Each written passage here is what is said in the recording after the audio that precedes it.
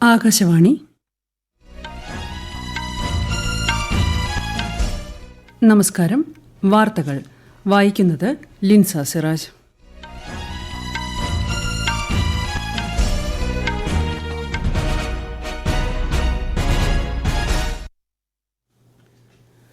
പ്രധാന വാർത്തകൾ.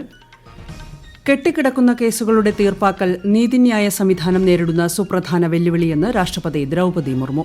സുപ്രീംകോടതിയുടെ അധികാരമുദ്രയും പതാകയും രാഷ്ട്രപതി അനാവരണം ചെയ്തു.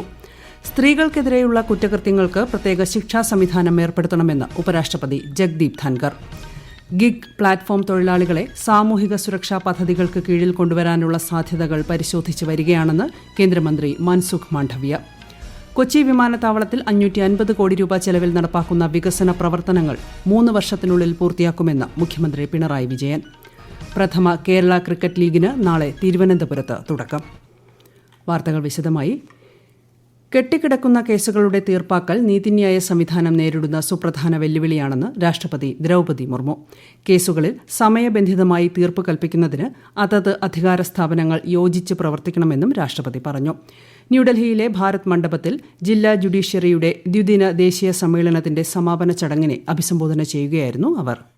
मुझे ये जानकर प्रसन्नता हुई है कि अपनी स्थापना के 75 वर्ष पूरे होने के अवसर पर उच्चतम न्यायालय द्वारा ऐसे अनेक कार्यक्रम आयोजित किए गए हैं जिनसे हमारी न्याय व्यवस्था के प्रति लोगों का विश्वास और जुड़ाव बढ़ा रहे हैं.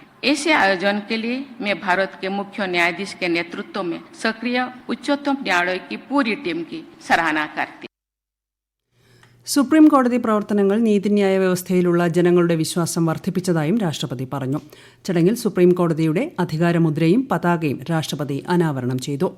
സുപ്രീംകോടതി 75 വർഷങ്ങൾ പൂർത്തിയാക്കിയതിൽ അഭിമാനിക്കുന്നതായി നിയമനീതി മന്ത്രി അർജുൻ റാം മേഘ്വാൾ പറഞ്ഞു. വിവിധ മേഖലകളിൽ പ്രവർത്തിക്കുന്ന പൌരന്മാർക്ക് നീതിന്യായ വ്യവസ്ഥയുടെ ഒരു നല്ല അന്തരീക്ഷം ലഭ്യമാക്കണമെന്നും അദ്ദേഹം ആവശ്യപ്പെട്ടു. കേസുകൾ എത്രയും പെട്ടെന്ന് തീർപ്പാക്കുന്നതിന് ഒരു സമിതിയുടെ നേതൃത്വത്തിൽ കർമ്മ പദ്ധതി ആവിഷ്കരിച്ചിട്ടുണ്ടെന്ന് സമ്മേളനത്തെ അഭിസംബോധന ചെയ്ത ചീഫ് ജസ്റ്റിസ് DY ചന്ദ്രചൂഡ് പറഞ്ഞു.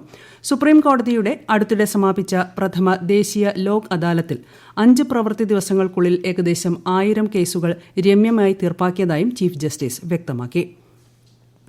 സ്ത്രീകൾക്കെതിരെയുള്ള കുറ്റകൃത്യങ്ങൾക്ക് പ്രത്യേക ശിക്ഷാ സംവിധാനം ഉണ്ടാക്കണമെന്ന് ഉപരാഷ്ട്രപതി ജഗ്ദീപ് ധൻകർ. കൊൽക്കത്തയിൽ വനിതാ ഡോക്ടർ കൊല്ലപ്പെട്ട സംഭവത്തെ ഉപരാഷ്ട്രപതി അപലപിച്ചു. ഇത്തരം ഹീനമായ കുറ്റകൃത്യങ്ങളിലൂടെ മനുഷ്യരാശിയെ അപമാനിക്കുന്നവർക്കെതിരെ കർശന നടപടിയെടുക്കണമെന്ന് ധൻകർ ആവശ്യപ്പെട്ടു. ഉത്തരാഖണ്ഡിൽ എയിംസ് ഋഷികേശ് ഇൻസ്റ്റിറ്റ്യൂട്ടിലെ വിദ്യാർത്ഥികളെയും അധ്യാപകരെയും അഭിസംബോധന ചെയ്യുകയായിരുന്നു ശ്രീ ധൻകർ.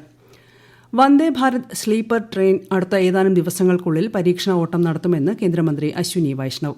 3 മാസത്തിനുള്ളിൽ യാത്രക്കാർക്ക് ഇതിന്റെ പ്രയോജനം ലഭിക്കുമെന്നും അദ്ദേഹം പറഞ്ഞു.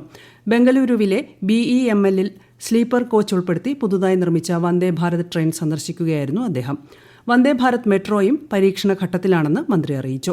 തദ്ദേശീയമായി രൂപകൽപ്പന ചെയ്ത് നിർമ്മിച്ച വന്ദേ ഭാരതിൽ ആധുനിക സൌകര്യങ്ങളോട് കൂടിയ 16 കോച്ചുകളും 823 ബെർത്തുകളുമുണ്ടാകും. ഗിഗ് പ്ലാറ്റ്ഫോം തൊഴിലാളികളെ സാമൂഹിക സുരക്ഷാ പദ്ധതികൾക്ക് കീഴിൽ കൊണ്ടുവരാനുള്ള സാധ്യതകൾ സർക്കാർ പരിശോധിച്ചു വരികയാണെന്ന് കേന്ദ്രമന്ത്രി മൻസുഖ് മാണ്ഡവ്യ. ഒരേ സമയം ഒന്നിലധികം പേർക്ക് വേണ്ടിയോ ഹ്രസ്വകാലത്തേക്കോ പദ്ധതി അധിഷ്ഠിത ജോലികളിലോ ഏർപ്പെടുന്നവരാണ് ഗിഗ് തൊഴിലാളികൾ. ഓൺലൈൻ ഭക്ഷണ വിതരണ ശൃംഖലയിൽ ജോലി ചെയ്യുന്നവരും ഇതിൽ ഉൾപ്പെടും. സാമൂഹ്യ സുരക്ഷാ നടപടികൾ സുഗമമാക്കുന്നതിന് ഇവരുടെ രജിസ്ട്രേഷൻ ശ്രം പോർട്ടലിൽ ചേർക്കും. ഗിഗ് പ്ലാറ്റ്ഫോം തൊഴിലാളികളെ നിയമിക്കുന്ന കമ്പനികളോട് അവരുടെ തൊഴിലാളികളെ പോർട്ടലിൽ രജിസ്റ്റർ ചെയ്യുന്നത് ഉറപ്പാക്കാൻ ആവശ്യപ്പെടുമെന്നും ശ്രീ മാണ്ഡവ്യ വ്യക്തമാക്കി. BJP ദേശീയ അധ്യക്ഷനും കേന്ദ്രമന്ത്രിയുമായ JP നദ്ദ പാലക്കാട്ടെ വ്യവസായികളും പൌരപ്രമുഖരുമായി സംവദിച്ചു.